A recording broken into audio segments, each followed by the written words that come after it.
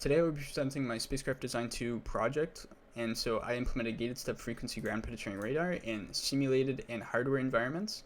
So in AWR I did a system level RF simulation where I took blocks, and for various components I implemented their actual physical hardware characteristics into the blocks to create a simulation that would reflect the actual hardware components.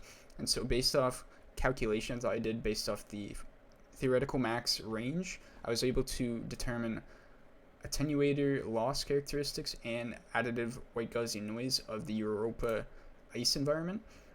So using Platinum Sim, I was able to extract the output of the frequency synthesizer's phase noise and implemented that into AWR. And here are just system level graphs showcasing the entire signal chain of the hardware implementation in AWR. So here is the instantaneous frequency of the transmitted and the received path. So the transmitted signal doesn't have a lot of noise, not attenuated. However, because of the environment, the signal gets attenuated and there's a lot of additive noise. So I implemented a PCB Butterworth low pass filter. Here's the output of the AWR simulation. So it is not flat due to actual hardware constraints of the inductor and capacitor kits I received from DigiKey.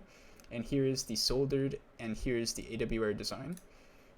So a gating circuit was created for the single pole double throw gates that are on the transmit and the receive path. Here's just pseudocode showcasing it, and there was the video showcasing its implementation. So for the actual timing calculations, they're shown here, and they're based off the frequency synthesizer's PLL transient response and also the time it takes for the SPI interface to actually write the changes into the output frequency. So for each of these register writes, there's a increase in 1.5 megahertz of the output, and so for each of these it takes about 8 microseconds to do.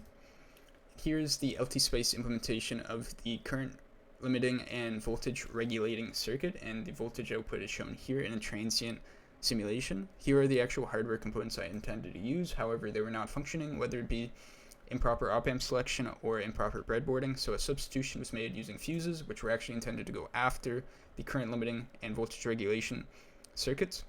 So in the actual hardware implementation, I did not include the burst function for linear chirp signal generation. Here are the values I used. So this showcases the hardware implementation, and a tiny spectrum analyzer with a antenna was placed right in front of the transmit antenna. So the output of the largest spectrum was at 620 megahertz and negative 52.4 dB, which is the expected range of the Yagi antenna that was used. However, it is noticeably low, so the ADC that was used in the design did not satisfy the Nyquist stability criterion due to budgetary constraints. However, this is its real-time implementation.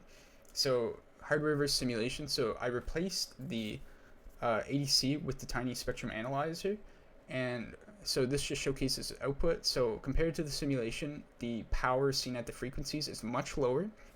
However, this could be due to the fact that the hardware is not interfaced with the actual ground, so there's less reflected signal coming back.